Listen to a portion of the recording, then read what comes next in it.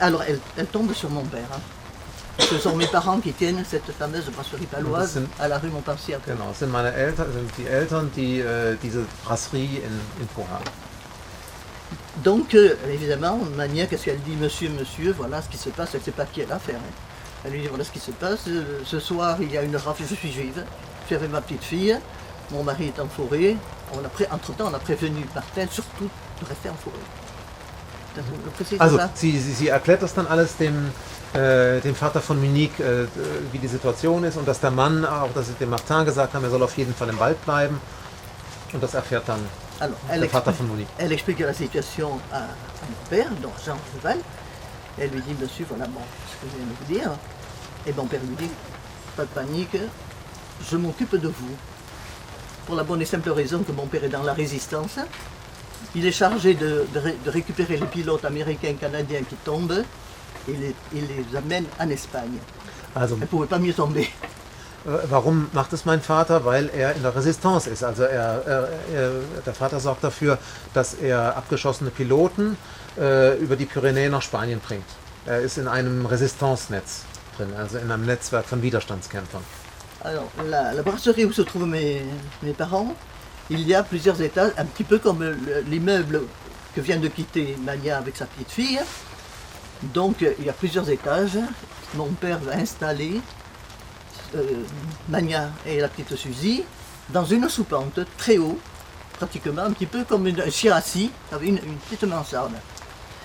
Il lui donne ce qu'il faut pour la petite, pendant un mois. Il nourrit, il donne tout ce qu'il faut pour élever la petite et apporter les soins nécessaires aussi à la maman. Par contre, j'arrête là. Oui. Also was macht der Vater? Das Haus ist so ein bisschen wie das auf der anderen Straßenseite, wo die Manie die ganze Zeit gewohnt hat. Es gibt so eine ganz kleine Kammer irgendwie unterm Dach, wo die Manie mit ihrer Tochter Suzy wohnen kann und sie wird vom Vater versorgt und kann da eine gewisse Zeit dann auch leben. Alors, en journée, moi je suis dans cette brasserie paloise avec ma sœur. Ma sœur a 6 ans, moi j'ai 4 ans. Alors, mon père a dit justement à Mania, surtout, il ne faut pas que Suzy voie mes filles. Il ne faut pas qu'elle crie, il ne faut pas, surtout pas. Effectivement, Mania fait très attention. Oui. Also ich lebe mit meinem Vater dort dann in der Brasserie. Ich habe meine ältere Schwester, die ist 6 Jahre, ich bin 4 Jahre alt und der Vater sagt zu mir, ich soll auf keinen Fall, der Vater sagt zum Mania, auf keinen Fall zu meinen Töchtern irgendwie in Kontakt treten. Also die Suzy und meine Töchter dürfen nicht da miteinander in Kontakt treten. Le soir même, la police arrive avec leur voiture, toute sirène hurlante, un faisceau lumineux qui balaye la façade de l'immeuble, et ils hurlent juif, machin, etc. Et ils rentrent dans la brasserie paloise. Und an einem Abend, also genau an dem Abend, kommt die Polizei vorgefahren mit Scheinwerfern, die die Fassade ableuchten und die rufen dann Juif, also Juden, die sie suchen und sie gehen in die Brasserie, um Juden zu suchen. Alors, la police rentre dans la brasserie paloise et puis ils disent à mon père, mes parents, il y a une juive chez vous, une juive, une petite fille, où est-ce qu'elle est? Oui, évidemment. Ah, je ne sais pas, je n'ai pas vu, je n'ai vu personne, moi. Oh, vous êtes sûr que vous ne l'avez pas vu? Bon, et, évidemment, mon père, qui a très bien joué le jeu, bien sûr, mais il est habitué déjà, mon père, à faire tout ça. Donc, voilà, et alors, en même temps, Mania, elle est juchée sur un petit tabouret, elle regarde par ce petit hublot ce qui se passe, elle le regarde. Et elle voit effectivement cette police qui se déchaîne et qui balaye avec son faisceau lumineux toutes les façades. Donc, bon. Et ça, oui, peut-être. Oui. Et ce problème-là va se reproduire 3 jours durant. 3 jours durant, la police va revenir, rentrer dans la brasserie paloise, la juive, vous l'avez allée chez vous, machin. Voilà, ça a duré 3 jours. Sie sagt, mein Vater ist dann gefragt worden von der Polizei, ja, hier sind im Haus Juden und eine Jüdin mit ihrer jüdischen Tochter. Der Vater hat dann gesagt, nee, ich weiß von nichts. Er war natürlich das auch gewohnt, weil er in der Resistance tätig war. Und die Manja saß ganz oben, durch so einen Schlitz im Dach konnte sie dann auch sehen, dass die Fassade abgeleuchtet wurde. Und das Ganze hat sich an 3 Tagen wiederholt. Immer ist die Polizei gekommen, hat gesagt, hier ist eine Jüdin im Haus. Und der Vater hat aber jedes Mal das abgewiegelt. Und Alors mon père, évidemment, qui a également la profession qui est chauffeur, donc il réussit à avoir un véhicule pour conduire à la frontière en Suisse, Mania, la petite, le papa et un oncle également. Mon père amène tout ce petit monde à la frontière suisse, il les met en sécurité, il a fait passer la frontière. Alors, par contre après, ça a été... Nee, also der Vater hat ein Auto gehabt oder hat ein Auto organisiert und hat dann die Familie ins Auto eingeladen und ist mit denen dann zur Schweizer Grenze gefahren und hat dafür gesorgt, dass sie die Schweizer Grenze übertreten können. Bon, alors Suzy, évidemment, à peine 2 ans, elle est séparée de sa maman, elle est séparée de ses parents. Comme ça, là-bas en Suisse, il y avait la section sang, etc., etc. Et alors Suzy, finalement, devient anorexique. Elle est très, très malade, bon, enfin, elle finira par s'en sortir. Et c'est seulement, ils vont rester en Suisse, tous les 4, mais séparés.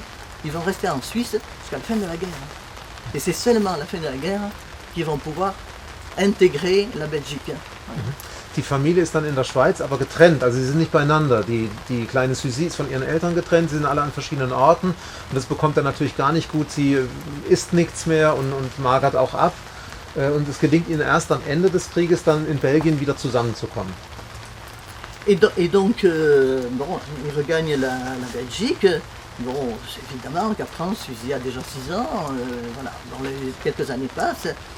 Et puis, au cours d'une réunion de jeunes gens, comme vous, mais un peu plus jeunes, elle a 14 ans, et ben, elle rencontre son futur mari. Elle rencontre Nathan Sprecher, qui lui, vient de passer 5 ans dans une cave en face à la Gestapo. Voilà, lui, des enfants cachés, lui également. Wenn sie dann nach Belgien kommen, die Zeit vergeht, wissen sie, wird größer, sie ist ungefähr 14 Jahre alt, die Suzy, und da trifft sie ihren künftigen Ehemann, den Mann, den sie später dann heiraten wird. Und auch der, le nom c'était Sprecher. Sprecher. Alors lui c'est Nathan. Nathan Qu'on appelle après Nico. Nathan Sprecher vielleicht. Sprecher. Ja. Und den trifft sie und er war 5 Jahre lang in einem Gestapo-Gefängnis. Also auch eine Art von... Comme vous, ils deviennent des étudiants, des jeunes gens. Nico, ils font de très brillantes études. Nico devient docteur en chimie. Et Suzy, elle est responsable à l'Institut Pasteur de Bruxelles. Elle est virologue. Elle est la première femme à avoir découvert le virus du sida dans le lait de la femme africaine. C'est dommage qu'elle soit pas sauvée. Beide machen dann brillante Studien auch und in den Naturwissenschaften, in der Chemie und sie kriegen da ganz herausragende Funktionen auch. Virologie, Chemie, das sind ihre Arbeitsbereiche. Donc elle a découvert le virus du sida dans le lait de la femme africaine. Dans le lait de la femme africaine. Dans le lait de la femme africaine. Oui, elle a fait elle est virologue, hein. Elle fait des études. Sie hat den AIDS-Virus als erster entdeckt scheinbar in der... Ah, je me suis mal exprimé peut-être? Non, pas du tout. Je suis en biologie, c'est quand même un force. Ah oui. Dans le lait maternel? Dans le lait maternel, ah, okay. Mais oui. Okay, le sida faisant déjà... Also sie hat den Virus in der Muttermilch einer afrikanischen Frau als erste entdeckt. Also eine ganz berühmte Persönlichkeit, diese Suzy Sprecher. Sprecher. Ja. Ils se sont mariés, bien sûr, elle est devenue Sprecher. Et quant à Nico, lui, il est devenu... Nico ou Nathan? Mais diminutif. Ah pardon. d'accord, ok. C'est moi, tellement l'habitude à l'appeler Nico. Bon, lui, Nathan, du fait qu'il est docteur en chimie, il est responsable des laboratoires Weizmann de Jérusalem et également il est responsable pour toute l'Europe. Also der Mann als Chemiker ist in einem Pharmaunternehmen, Weizmann aus Jerusalem, und da ist er für ganz Europa dann zuständig, für dieses Pharmaunternehmen. Et alors à ce titre, tous les deux, Suzy va faire des conférences un petit peu partout dans le monde par rapport à ce qu'elle a découvert.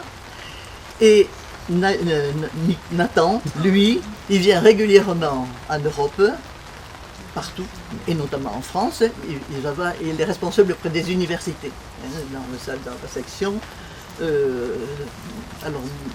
chimie. Et alors évidemment, comme il vient à Pau, il y a des universités à Pau. Alors il vient régulièrement à Pau. Qu'est-ce qu'elle fait, Suzy? Elle suit son mari, parce qu'elle veut retrouver celui qui lui a sauvé la vie. Elle sait que c'est la rue Montpensier. Also die beiden reisen natürlich viel aufgrund ihrer Funktion, sie als berühmte Virologin und er auch als oder als Zuständiger für den europäischen Pharma- oder Chemiesektor. Und sie reisen nach Po und sie wollen das Haus sehen oder die Familie sehen, die Suzy und ihre Familie gerettet hat. Alors évidemment, auparavant, Suzy, elle a beaucoup interrogé sa mère. Est-ce que tu te souviens? Qui était-ce? Le couple? Est-ce que tu te rappelles de quelque chose? Le nom, le prénom? Elle lui a dit, la maman lui a répondu, je ne me souviens que de l'appellation de la brasserie paloise. Und die hat natürlich... L'enseigne. Elle se souvient que la maman que de l'enseigne. Ja,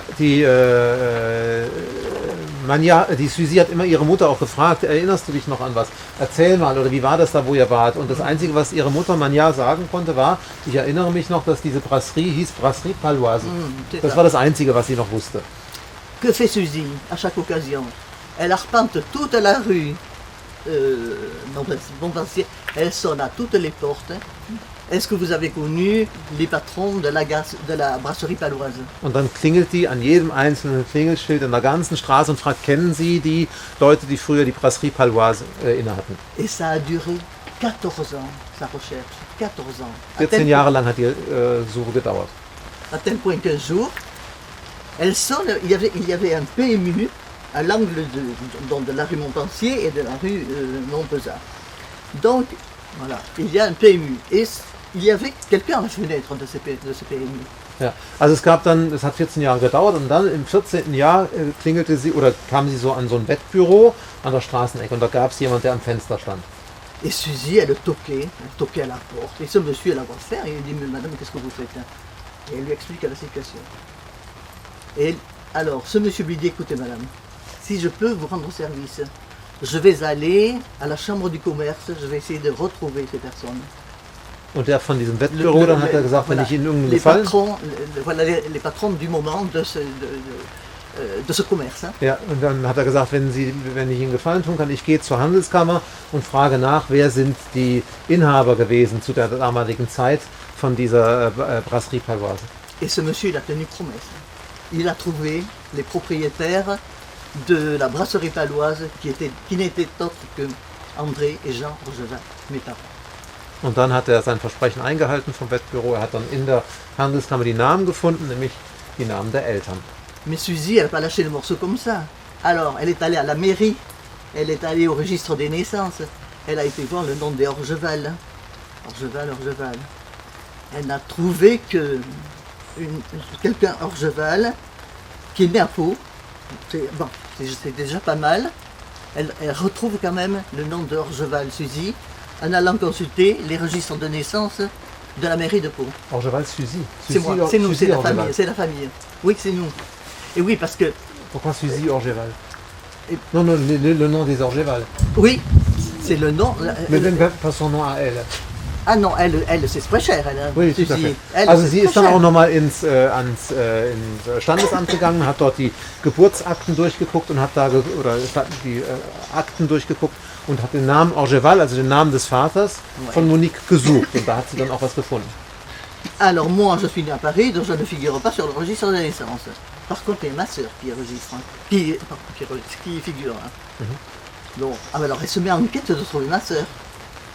Et finalement, elle finit par trouver ma sœur qui se trouve à Bordeaux, qui travaille à l'Institut dans des spiritueux, la société Ricard, vous avez dû en entendre parler. Also sie sagt von sich, ich bin jetzt in Paris geboren, von daher hat man nichts gefunden von mir, aber meine Schwester ist in Pau geboren und sie ist da aufgetaucht in den Akten. Und da hat sie herausgefunden, die Suzy, dass die jetzt in Bordeaux arbeitet, bei der Firma Ricard, die die Liköre herstellt und sowas. Und dann hat sie die in Bordeaux ausfindig gemacht, die Schwester von Monique. Enfin, ça y est, elle a localisé ma sœur. Elle appelle la société Ricard. Au standard, voilà, la personne, Suzy, s'exprime, elle dit voilà, je voudrais parler à Madame Orgeval, puisque nous portons le nom de notre père, hein, et ma sœur et moi, au départ au moins.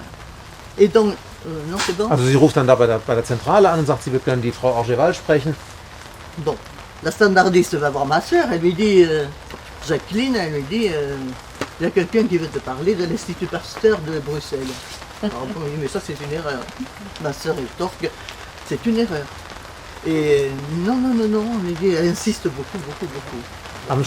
Das sagt dann jemand, also die am Empfang arbeitet, ruft dann die Jacqueline, Schwester von Monique an, sagt, hier ist jemand vom Institut Pasteur aus Brüssel, der dich sprechen möchte. Sie sagt die Jacqueline, nee, das ist ein Versehen und sie versuchen die schon abzuwimmeln, aber die Suzy am Telefon bleibt hartnäckig und sagt, doch, ich will mit der Jacqueline Orgeval verbunden werden.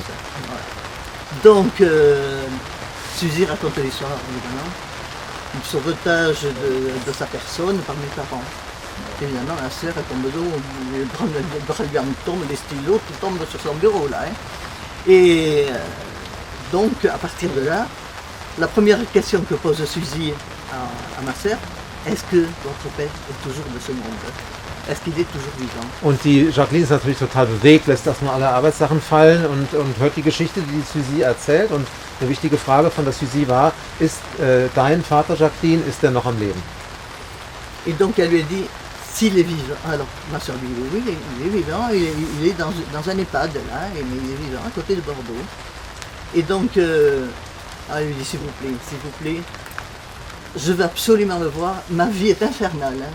Je ne peux pas vivre sans l'avoir retrouvé pour être apaisé. Pour être apaisé, pour être rassuré. Also die Suzy sagt, sie muss den unbedingt treffen, den Vater. Bevor sie den nicht gesehen hat und getroffen hat, wird sie total ruhelos durchs Leben gehen und sie muss unbedingt den Vater von Monique treffen. Alors tout de suite, ma soeur appelle mon père, notre père évidemment. Elle le met au courant. Et mon père, il dit, mais bon, puisque des personnes veulent me voir, invite-les, on va se retrouver au restaurant. Et comme ça, elle fera ma connaissance. Hein. Und der Vater sagt dann, nachdem die Jacqueline ihn angerufen hat, okay, wir treffen uns, wir machen irgendwo was aus, gehen zusammen etwas essen. Et effectivement, quelques jours après, ma soeur amène Suzy à l'EHPAD d'abord, avant de partir au restaurant. Et alors c'est un tête-à-tête entre mon père et Suzy qui est incroyable. Je peux vous dire que là, tout le monde a pleuré les poils comme ça, c'était impressionnant. Et elle dit à mon père, hein, mais enfin, pourquoi tu fais ça? Mon père lui dit, mais je n'ai alors, mon père lui rétorque, il fallait pas venir de me dire merci. Je n'ai fait que mon devoir. Tu n'es pas la seule à être sauvée. J'en ai récupéré du monde, j'en ai caché du monde. Und sie treffen sich dann, das Treffen kommt zustande, der Vater und die Suzy sind ganz bewegt, sie sind Gänsehaut und weinen und sind froh und die Suzy sagt Danke zum Vater von Monique und der entgegnet ihr aber nur, eigentlich musst du mir nicht Danke sagen. Warum sagst du mir Danke? Erstens war es meine Pflicht, es zu tun und es sind viele andere auch gerettet worden. Du bist nicht die Einzige, die gerettet worden ist. Et elle lui demande, est-ce que je peux t'appeler papa? Und dann fragt sie, darf ich dich Papa nennen? Mon père lui dit, je suis quand même pas le géniteur. Mais elle lui a dit, pardon, elle lui a dit, oui, j'ai deux pères dans la vie. Oui, effectivement, Martin et mon père géniteur. Mais toi, papa Jean, tu m'as sauvé la vie, tu m'as permis de garder la vie. C'est beau. Alors, tout le monde a pleuré là, je peux vous dire, ça a été très, plus qu'émouvant. Voilà, bon, ça y est. Oui, ça y est. Ah ben c'est bon. Donc, ça y est. Alors du coup, évidemment, Suzy a voulu me rencontrer. Alors, je peux vous dire que maintenant, il y a de ça 25 ans, nous sommes des sœurs de guerre. Elle m'appelle ma sœur de guerre parce que toute sa famille a été exterminée. Toute la famille était exterminée à Belzec. Donc elle me dit, mais tu es ma sœur, tu es ma famille. Et depuis 25 ans, alors, je suis allé en Belgique, je suis allé en Israël, ils sont venus régulièrement. Nous sommes vraiment des sœurs, mais des sœurs de guerre. Hein. Je l'ai appelée dernièrement, elle était avec moi au téléphone, elle prend un double appel, elle répond en disant à la personne, écoute, je te rappellerai un peu plus tard parce que je suis avec ma sœur de guerre. Elle y tient beaucoup. sa sœur de guerre. Alors nous sommes des sœurs de guerre. Voilà. Also und Sie, Monique und die Suzy, sind jetzt wie Schwestern, sie nennen sich auch Sœurs de Guerre, also Schwestern aus dem Oui, Krieg. c'est Denn die, symbolique. Hein. denn die ganze c'est Familie von magnifique, Suzy ist vernichtet worden in Belzec und hat dort den Tod gefunden und sie ist die einzige, die sie hat. Und selbst wenn jetzt irgendwie sie anruft und es anklopft am Telefon, dann sagt die Suzy, warte jetzt mal, jetzt ruft gerade meine Schwester an, das ist jetzt wichtiger, wir müssen jetzt erst telefonieren. Voilà, Also comme eine ça, ganz enge Beziehung. j'ai pu rencontrer toute la famille, elle a rencontré la mienne. Ja, sie treffen sich in Israel, sie treffen sich in Belgien, sie treffen sich in Po seit 25 Jahren. Alors, elle a 3 fils qui ont fait des études brillantes comme leurs parents. L'un est médecin, dermatologue, responsable du service de dermatologie à l'hôpital de Tel Aviv. Et son second fils est avocat, il donne des cours régulièrement en Europe, et leur troisième fils est architecte. La blessure que nous avons maintenant, c'est que Nico Nathan nous a quittés il y a déjà 3 ans. Alors elle est seule, elle est malheureuse, et puis elle me dit maintenant, je ne sais pas comment on va se voir, je ne sais pas comment on va faire, mais les sœurs de guerre sont là, moi je l'appelle régulièrement aussi, je lui dis allez, il faut aller de l'avant, on va se voir, on va se revoir encore. Voilà, vous voyez notre histoire, hein, je crois qu'elle est quand même très importante dans la vie de personnes qui ont eu la vie sauve, parce que cachée, tout simplement cachée. Voilà.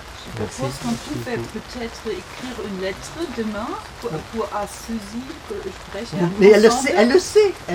Oui, quand Elle on a sait que je suis là. entendu cette histoire. Elle le sait. Mais elle m'a demandé, demain je vais l'appeler. Déjà elle m'a dit tu m'appelles tout de suite. Elle m'a dit, tu proposerais m'appelles tout de suite. d'écrire une lettre avec les signatures de tous les Ah groupes. oui. Mais maintenant, il faut s'arrêter Oui. parce que...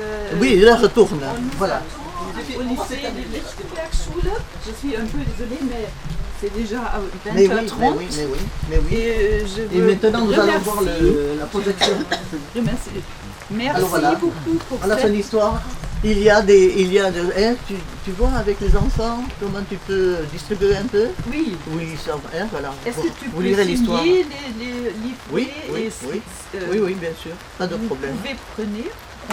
Vous pouvez prendre un manuscrit, un livre et lire et travailler sur ce sujet avec... Ah oui, j'ai beaucoup travaillé. Ah oui, bien sûr. Écoutez, j'ai trouvé que mon père a eu, face à cette situation, une telle discrétion, une telle humilité, un tel courage pour sauver l'honneur de la France. Écoutez, quand j'ai vu ça, je peux pas. J'avais 57 ans. Parce que nous, les enfants, on a découvert tout un pan de la vie de notre père, mais qu'on ignorait complètement. Il ne nous avait jamais parlé de rien. Il n'avait fait que son devoir. Alors je peux vous dire que moi je me suis mise au travail, j'ai écrit son histoire. Voilà. Voilà les enfants.